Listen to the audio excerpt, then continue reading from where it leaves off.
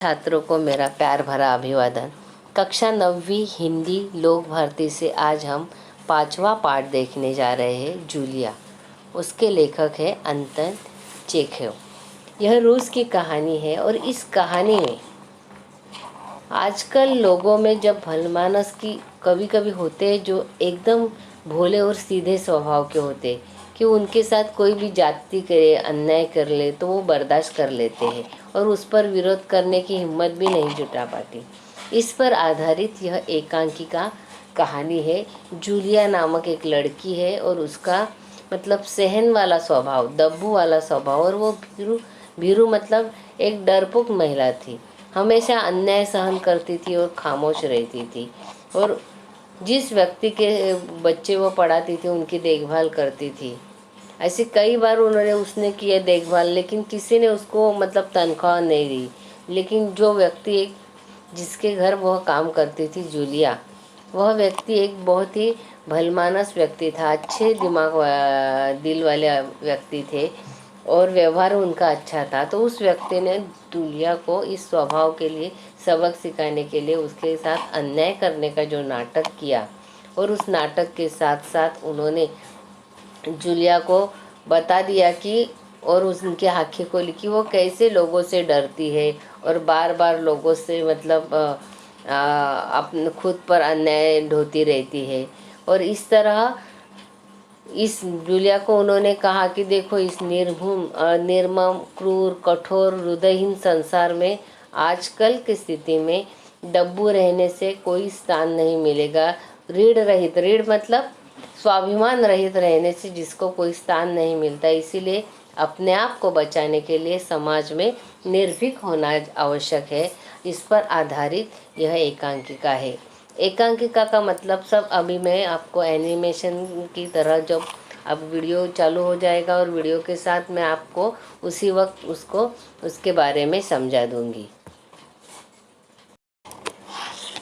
Julia. इस पाठ में मनुष्य को अपनी मूलभूत आवश्यकता का पूरी करने के लिए कभी कभी मालिक और नौकर का कैसे शोषण करते हैं। नौकर तो इतने भोले भाले होते हैं कि अपने मालिकों का विरोध तक नहीं करते। इस संबंध में हम लोग एकांकिका पढ़ने जा रहे हैं। उसका नाम है जूलिया। जूलिया के लेखक है अंतन चेखव। उनका जन्म 26 जनवरी 1960 में हुआ, रूस में हुआ, और उनकी मृत्यु 15 जुलाई में हुई। अंतन चेखव एक महान रूसी साहित्यकार और नाटककार है। उनकी कहानियों में सामाजिक कुरीति और व्यंग्यात्मक का चित्रण उन्होंने किया है। उनकी प्रमुख कृतियों में a dreary story, the wife उपन्यास, on neck, the bad business, the bird market, old age, Grisha कहानी, इनो आदि उनकी कथाएं हैं। इसमें आकार में छोटा होने के कारण एकांकिका कहते हैं और एकांकिका में कथा और संवाद आदि का अंत रोचक और आकर्षक होता है। इस पाठ की विधा है एकांकिका। जूलिया इस कहानी में दब्बूपना त्याग कर न्याय और सजग रहने के लिए हेतु में प्रेरित किया इस नौकरानी को। बच्चों की वह गवर्नेंस जूलिया है और जूलिया जब आती है तो बोलती है, आपने मुझे बुलाया मालिक? हाँ हाँ बैठो जूलिया, खड़ी मत रहो। शुक्रिया जूलिया, मैं तुम्हारी तनख्वाह का हिसाब करना चाहता हूँ। मैं तुम्हें पैसे की ज़रूरत हो जितना मैं तुम्हें जान सकूँ कि मुझे लगता है तुम अपने आप पैसे नहीं मांगोगी, इसीलिए मैं तुम्हें पैसे देना चाहता हूँ। हाँ तो तुम्हारी तनख्वाह 30 रूबल महीना तय हुई थी। तनख्वाह मतलब वेतन। मुझे लगता है कि तुम अपने आप पैसे नहीं मांगोगी, इसीलिए मतलब 30 रुपये पगार हुई थी। तो वो कहते जी नहीं मालूम, 30 रुपये रूबल। तो रूबल मतलब यह रूस का एक चलन है। नहीं भाई देखो, तुमसे पहले जो गवर्नर्स थी उसको मैं 30 रुपया रूबल ही देता था। अच्छा तो तुम हमारे यहाँ काम करती हो। नहीं भाई, ये देखो, इस डायरी में मैंने नोट कर रखा है कि बच्चों को शिक्षा देने वाली हर गवर्नेंस को मैं 30 रुपये नवल देता हूँ, रूबल। जी नहीं, 2 महीने 5 दिन हुए। क्या कह रही हो? ठीक 2 महीने हुए? नहीं भाई, मैंने तो डायरी में नोट कर दिया है। हाँ तो मैं 2 महीने बनते हैं तुम्हारे 60 रूबल। लेकिन 60 रूबल तभी बनते हैं जब महीने भर की तुमने एक दिन भी छुट्टी न ली। तुमने तो इतवार को छुट्टी मनाई थी, उस दिन तुमने कोई काम नहीं किया, सिर्फ कोल्या को घूमने ले गई। ये तो तुम मानोगी कि बच्चों को घूमने के लिए कोई ले जाना कोई काम नहीं होता। इसके अलावा तुमने 3 छुट्टियाँ और ली है, ठीक है ना? जी हाँ, आप कह रहे हैं तो ठीक है।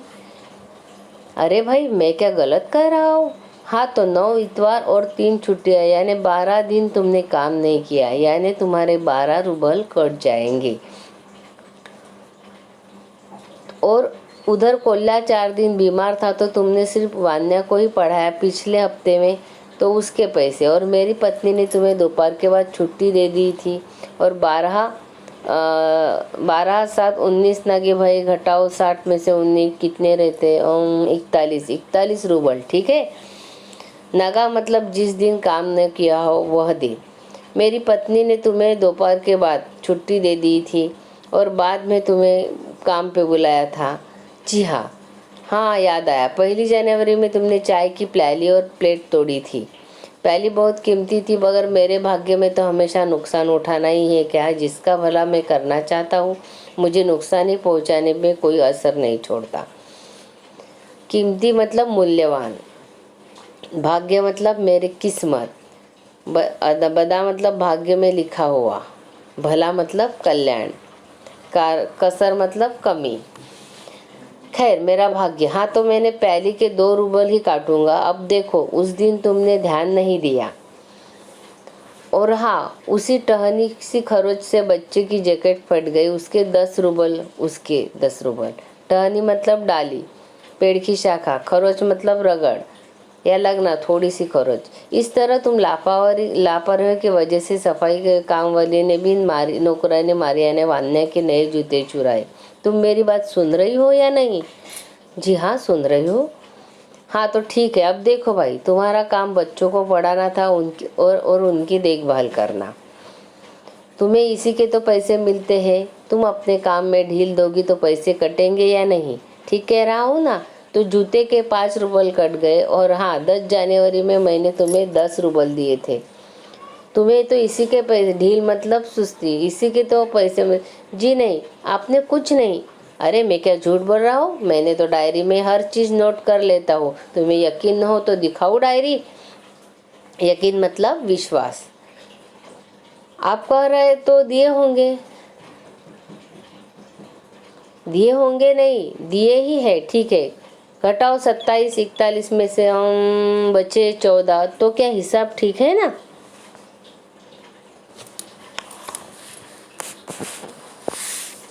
मुझे तो अभी तक एक कुछ भी रुपए नहीं मिले। तो मैं मालकिन से दिए थे 3 रूबल, ज़्यादा नहीं।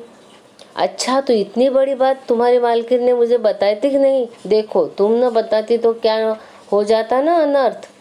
खैर, देर से ही सही, मैं इस डायरी में नोट कर लेता हूँ। हाँ तो 14 में से 3 घटाए बचे 2, 11 रूबल। संभाल लो, गिन लो, ठीक है ना? अच्छा, बुरी मतलब अनिष्ट। अच्छा, तो इतनी मतलब बुरी बात बताना। जी धन्यवाद। तुम मुझे धन्यवाद दे रही हो जूलिया, जबकि तुम अच्छी तरह जानती हो कि मैंने तुम्हें ठग लिया है, धोखा दिया है, पैसे तुम्हारे हड़प लिए हैं, और तुम इसके बावजूद मुझे धन्यवाद दे रही हो। ठग लेना मतलब धोखा देना मुहावरा है। हड़प लेना मतलब बेईमानी से अधिकार छीन लेना, दूसरी की वस्तु हजम लेना, यह भी मुहावरा है। जी हाँ मालिक, जी हाँ मालिक। क्यों जी, क्यों जी? जी हाँ मालिक, जी हाँ मालिक, जी हाँ मालिक। क्योंकि इसके पहले मैंने जहाँ जहाँ काम किया उन लोगों ने तो मुझे एक पैसा तक नहीं दिया। आप तो कुछ दे तो रहे हैं। उन लोगों ने तुम्हें एक पैसा तक नहीं दिया जूलिया। मुझे यह जानकर भी आश्चर्य नहीं हो रहा। जूलिया, मुझे तो इस बात के लिए तुम माफ़ कर देना कि मैंने तुम्हारे साथ एक छोटा सा क्रूर मजाक किया, पर मैं तुम्हें सबक सिखाना चाहता था। देखो जूलिया, मैं तुम्हारा एक भी पैसा नहीं मारूंगा। यह तुम्हारे 80 रूबल, मैं अभी इन्हें तुम्हें दूंगा। लेकिन इसके पहले तुम मुझसे कुछ पूछना चाहोगी? जूलिया, क्या जरूरी है कि इंसान भला कहलाने के लिए इतना दब्बू और बोधा बन जाए कि उसके साथ जो अन्याय हो रहा है उसका विरोध तक न करे, बस खामोश रहे और सारी जाति सहता जाए? नहीं जूलिया, नहीं, इस तरह खामोश रहने से नहीं चलेगा। अपने आप को बचाए रखने के लिए तुम्हें इस कठोर, क्रूर, निर्मल और हृदयहीन संसार से लड़ना होगा। अपने दांतों और पंजों के साथ लड़ना होगा, पूरी शक्ति के साथ लड़ना होगा। जूलिया, इस संसार में दब्बू और रीढ़ रहित लोगों के लिए कोई स्थान नहीं है। दब्बू मतलब भोंदू और कमजोर, भीरू मतलब डरपोक और बोधा मतलब मूर्ख, सुस्त और अन्याय मतलब अत्याचार। खामोश मतलब शांत, चुप। जाति मतलब अन्याय, क्रूर मतलब निर्दय और निर्मम मतलब निर्दयी और हृदयहीन मतलब करुणामय, जिसमें मन में प्यार न हो। पंजा मतलब नाखून और सहना मतलब बर्दाश्त करना। रीढ़ रहित मतलब अति दुर्बल, कमजोर। तो इस एकांकी से हमें यह सीख मिलती है कि संसार में अपना अस्तित्व बनाने रखने के लिए निर्भीक होना चाहिए। अन्याय एवं शोषण का विरोध करने की हमें क्षमता होनी चाहिए।